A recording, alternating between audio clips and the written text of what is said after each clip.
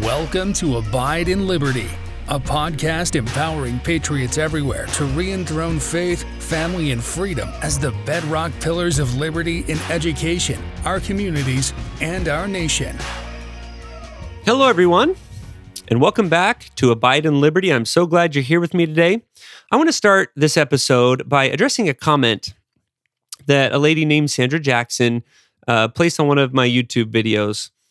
This was someone who was making the case that there is no evidence for God whatsoever, so believing in him is just silliness. And we went back and forth a couple times, and she kind of ended with this summary. This is kind of where she put her point most succinctly. She said, "The evidence you have submitted is not compelling enough to warrant my belief, and I cannot force my mind to accept it. It's not some choice I am making to not accept what you are telling me when you are making a claim about the indiscernible. Believe first, then evidence will be revealed. Does that not sound backwards to you?" And the short answer is, yeah, it does sound backwards to me. My God, I don't know about you guys, but my God believes in the scientific method, and it's all over the scriptures. He talks repeatedly about how it's important for us to try and experiment upon his word. Try it. Try following what he taught. Plant that seed, and if it grows, and if you feel those swelling motions inside of you, if that seed bears fruit that is sweet and that is good, then you know it's a good seed. You know that what you're trying to do is good and right. When you talk about the scientific method, what does that look like? Well, first you form a hypothesis. In this case, does God exist or does he not? You state your opinion. And then you design an experiment, or you conduct an experiment meant to either prove or disprove that hypothesis. You identify and record the results. And then the hallmark of a good experiment, and whether your conclusion is good or not, is if other people can take your experiment and replicate it with the same results. And God works the same way.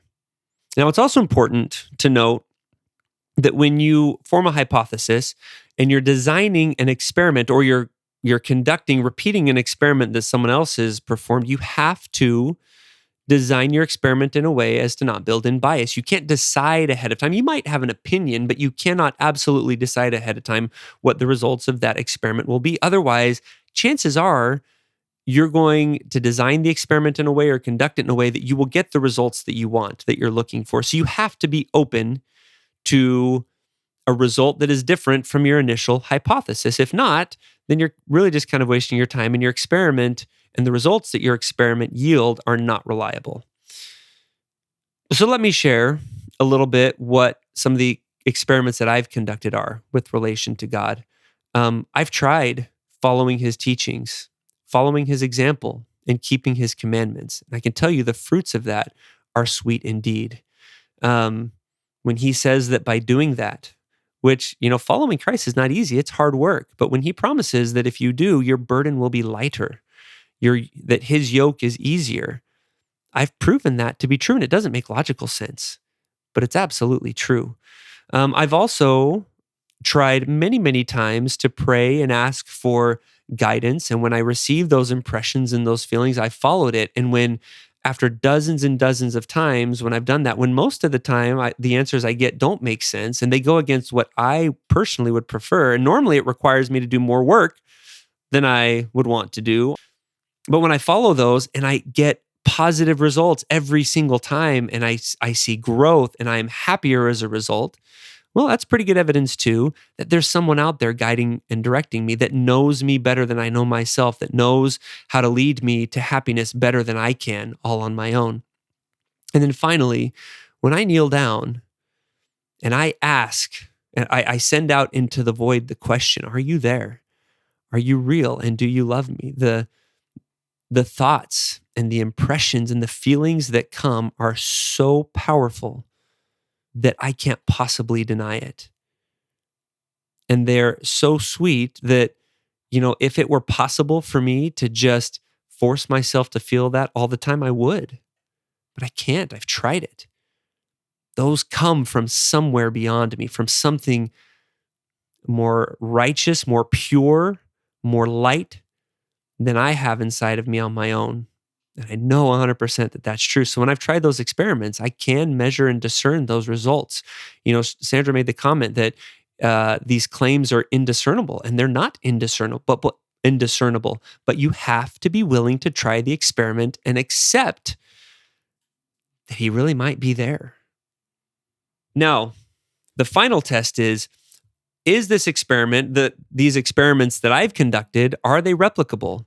And the answer is yes. I'm conducting these experiments because someone who lived a very long time ago did it, him or herself, recorded those results in what we now have as scriptures, and invited us to put it to the test ourselves, so that when we do and we get the same results, that's a pretty good sign that there's something to this. And I'm not the only one that's done this. There are billions of people over the course of hundreds and thousands of years that have replicated those experiments and gotten the same results. There is something to that. Now, she also mentioned that it's, you can really only believe something if it's discernible by your five senses. Well, by that definition, we believe, I've seen cells under a microscope, and you can see that with a typical microscope, but a standard microscope that most of us have access to are not powerful enough to see atoms and to see the electrons that revolve around the atom's nucleus. Yet, there are science experiments done with very expensive electron microscopes and particle accelerators that have been documented multiple times that show that these atoms are really there, even though we can't see them.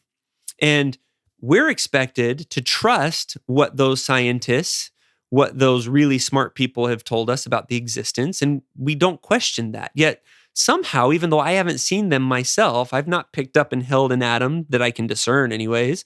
I've not seen them. I can't smell it. They don't say anything, so I can't really hear it. And if I pop that atom in my mouth, I don't really taste it. So is it not real? Well, of course it's there. And of course it's real, even though I can't discern it. Now, the thing with God, though, is in his existence, he doesn't rely on us to just trust other people.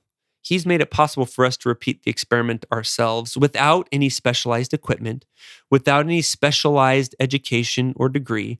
Every single person on the planet can conduct the experiments that he's laid out in his scriptures and find out for themselves.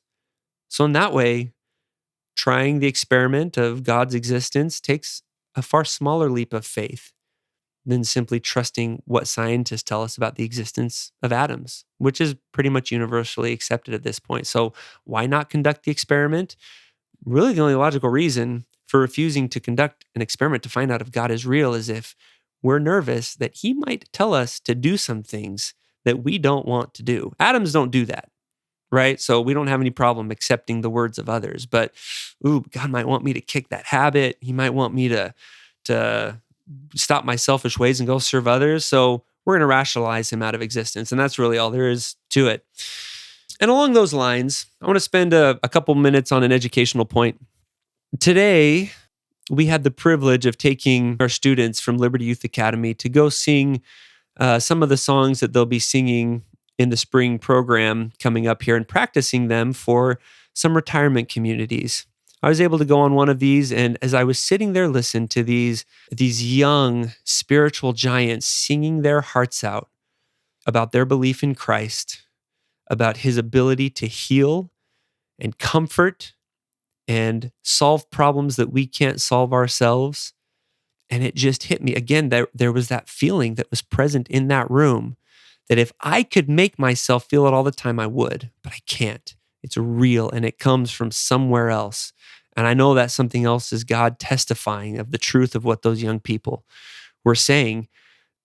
And the other thing that just hit me was these kids, we put a lot of focus, and rightly so, on math and on language development and on science. But, the world's most complicated problems, these kids have the solution to it.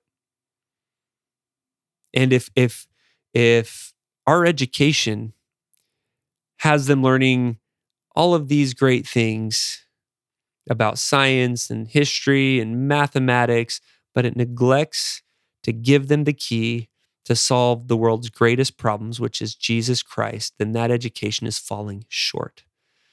There is nothing more important than that. And the great thing is about this, and Henry B. Eyring talks about this, that when you've got that spiritual education rock solid, then the rest comes so easily. And it was just great to see these young people singing their hearts out and realizing they've got the solution to the world's biggest problems. And yes, math is important. Yes, they're getting all of that as well. But man, they've got what counts eternally. That was so cool to see. All right. Now, kind of a complete change of gears now. I want to give kind of a little bit of a Founders and Revolutionary War highlight. I've done kind of brief overviews of American history and the American Revolution in particular, and I've talked about this event, but I want to it deserves a little bit more time and attention. The first shots of the Revolutionary War were fired in 1775, and on July 4th, 1776, we officially declared our independence. That was kind of the pinnacle of the beginning of the Revolutionary War. George Washington had just shown up. They had just liberated Boston. He had moved at this time, he'd moved his army to New York and was preparing to repel the British Navy from taking New York City. And at this time, we Americans were just energized. We thought we were invincible. Well, a few short months later, and after suffering just a humiliating defeat in New York City and, kind of just in full-blown retreat from New York all the way down around the area of Trenton, New Jersey, we find ourselves a couple days before Christmas, 1776, just beaten down. We've got about a week before the enlistment of the majority of the Continental Army is up. So the army essentially is going to disband, and we're going to be reliant on new recruits to carry the war forward. But we've just been hammered. So morale is incredibly low. George Washington's looking at all of this. It's cold. His soldiers are ill-equipped for winter. They don't have enough food. Many of them don't have adequate shoes, and a blizzard rolls in a week before these enlistments are up. And he knows he's kind of in a desperate situation. The revolution is hanging on a thread, and they've just barely started. He himself has suffered humiliating defeat after humiliating defeat. So you got to imagine what that would do to your own personal confidence and your ability to continue this fight.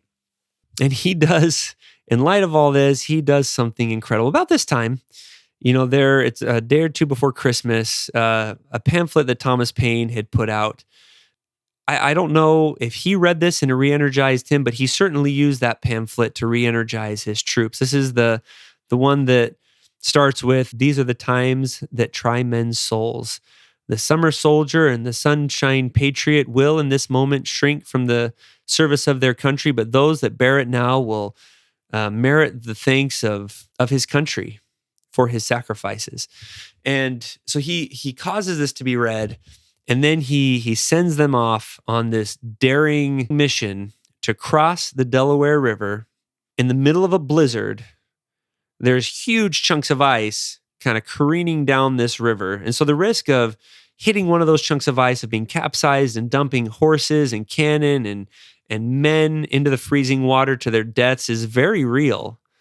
A lot of the paintings kind of show them crossing, but it's hard to capture just how dangerous this crossing really was.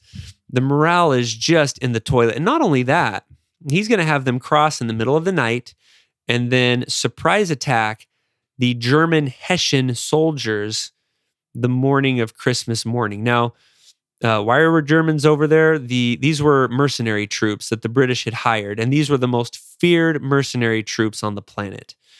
These were the toughest of the tough. So this bedraggled group is supposed to cross in a blizzard, march miles across freezing countryside, many with no shoes, and they're going to attack this Hessian army in their stronghold on Christmas morning. I mean, to say that this was a daring idea and a bold idea is to understate the case. But that's exactly what they did. Now, I don't know exactly how George Washington came to this and came to believe that this was something he could achieve. He certainly was a religious man. There's been some debate about that in recent years, but it's not an honest debate. Was he praying about this? I'm sure he was praying about this. And people say, no, he didn't believe in God. The painting of him praying in the forest isn't real. And that's true. It wasn't really in George Washington's personality to go out and pray in public like that. But his staff walked in on him praying all the time. And there was a certain time of day that they knew you just kind of stay out because he's doing his devotions. He's reading his Bible. He's praying and getting guidance. So anyways, he certainly would have prayed before something like this. But was this just a Hail Mary pass? I'm not really sure. But the fact is he did it. He tried it.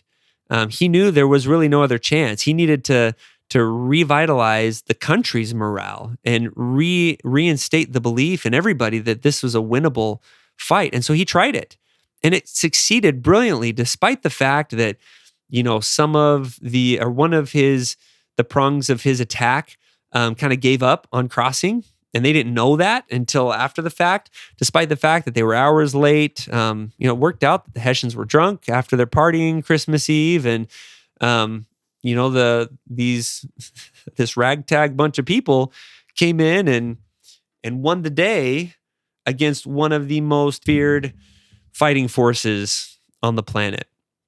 Just a remarkable, remarkable feat. And those who followed him, those who didn't try to just slink away and slip into the night, we owe an incredible debt of gratitude to, and their bravery is just incredible. The fact that George Washington had it together enough to set aside all of his failures and hit the blow that his confidence must have taken and try this. The fact that he was able to pull it off, that he was out there in front, leading his men as they charged and stormed the streets of Trenton. I mean, George Washington was just a stud. Now, why share this story? I mean, it's a cool story. This is one of the iconic stories of the American Revolution, but what can we learn from this story? One of the biggest lessons that I take from this is that there is always hope. No matter how dark things seem, there is always hope that things can be better tomorrow.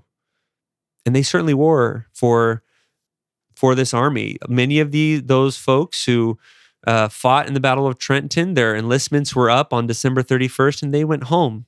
Some re-enlisted, but this revitalized the country and the country's faith in the cause of freedom so much that they were able to get new recruits and the fight continued for many more years, but it didn't die on the vine like very realistically could have happened without this daring attack on Trenton. The other lesson is that great events and major movements throughout history are built on leaps of faith. As my wife and I have worked on building this school, Liberty Youth Academy, God has asked us to take leap of faith after leap of faith. And I believe that is something that all of us will be required to do if we're prayerfully seeking out what God wants us to do. And those leaps of faith should not be things to run from. We should lean into those and see them for what they are. They're the building blocks of greatness. They're the building blocks of advancing God's work on the earth. I also think we may be at a crossing the Delaware moment in our personal lives and in our country. Evil is on the rise. We were staring what seems like could be a superior force, or at least a force that is scarier and has greater numbers, much like those Continental soldiers were staring down this scary Hessian fighting force. But what are we going to do when we face those moments, when we feel like there's no possible way we can win this battle, that if I put my neck out here, it might get chopped off, that if I lead this charge, whatever the case is, whether it's in a school board or in my own family, whatever the case is, or with my job, right? If I stick my neck out here, am I going to get it chopped off? We've kind of we've grown soft in this country in recent years where we're not willing to take risks. Just the risk of, I don't know, investing in stocks versus bonds just gets us all scary. Well, what about risking our lives, our fortunes, and our sacred honor? That's what it's going to take. That was the cost for purchasing our freedom. And if we're going to maintain it, it's going to require the same level of commitment. So are we going to shy away from that? Are we going to take the easy road? Or are we going to do what's hard? Are we going to do what's a little bit risky? Are we going to do what's scary and trust that God will be there to back us up? Thank you for listening to Abide in Liberty. Make sure you subscribe so you don't miss any future episodes, and share this with friends and family. In the meantime, keep up with the show online at abideinliberty.com. Also, if you'd like to help our K-12 bless and educate more families, contact us by visiting libertyyouthacademy.org. Until next time, be on the alert, stand firm in the faith, and be strong.